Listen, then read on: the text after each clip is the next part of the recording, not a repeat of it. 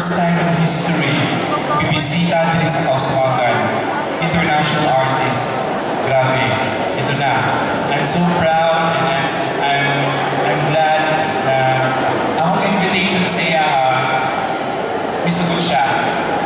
And first time here, makita niyo siya live. Okay? Actually, na siya CD karon. Na siya CD actually outside. Pwede mo makapanood ng CDs. It's worth 350. Ang worth ng 350 is, ang purpose na is to help